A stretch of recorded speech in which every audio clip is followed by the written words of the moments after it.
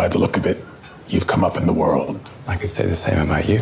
Yeah, so I want to talk to you both about your trajectories in Marvel, because I find your first 3 projects so fascinating. You introduce a character in Moon Knight, you effectively retire a character in Loki Season 2, and now you're reimagining, reintroducing, rebooting a character with Daredevil and Daredevil Born Again. How does a process like that keep you both so creatively fresh? Well, actually, it's funny. This kind of connects to the question about what would you guys want to do next at Marvel. I'm like, oh, we don't know, because, and we think about it, like, we didn't know we wanted to do Moon Knight until it became a possibility.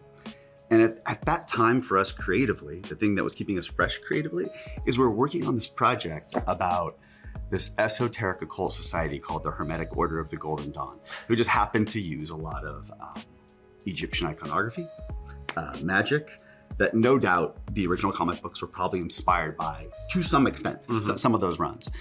And so it's so weird to have that come our way, because it was like, at least those visual elements were something that we really wanted to explore. And when they were like, and it's Oscar Isaac and Ethan Hawke starring, and Ethan Hawke to us was like, not just an actor, but like, oh, one of the greatest filmmakers, a great novelist. I'm like, oh my God, we could like work with that guy. Yeah. And then we also got to get to know Moorhead, who was the showrunning director of that, and we learned a lot from him. You know, because we became the showrunning directors of Loki Season 2, and with that one, we actually stole a little bit of an idea from Loki Season 2 and applied it to Daredevil, which is one thing we talked about with Tom was that Loki knows his fate because he's the god of time. He technically, some piece of him knows where he's going to end up at the very end of the season. And so that's why he has such a tragic performance, right? And we took this idea of like, what if you know what's going to happen? And we applied it weirdly to the camera work in Daredevil, where we have a character with a crisis of faith, and somebody who's a famously Catholic superhero, and somebody who believes he's no longer worthy of God's grace because of the shocking event that I won't spoil in episode 1. Events, and so we kind of that idea applied to our one-take fight scene and beyond, of like, what if the camera already knows what's going to happen? You know what, and that's why it's kind of just moving at its own weird little pace. It's kind of a bit dispassionate, a bit removed, a bit like an angel or a demon or something like that. So I guess, you know, to answer your question is like, we kind of like always pull one thing into the next, you know. Would you say your love for Futurama like snuck into Loki? Yeah, I was about to say Daredevil? No, I don't know. Loki. Yeah. Because like, it's like, I'm not asking for the Futurama, but like, I obviously love The Simpsons like everyone else. And when I described the humor of Loki, I'm always like, you know, it has the sophistication of the humor in The Simpsons. It has like a similar tempo to it. Yeah. All of our sets, no matter if it's like as I hate to use the word silly, as heightened and whimsical. That's fantastical. The word. As fantastical as something like Loki, and something as just gritty and complex and upsetting as something like Daredevil. The sets are always full of joy. You know, there's always like coming from a place of humanity.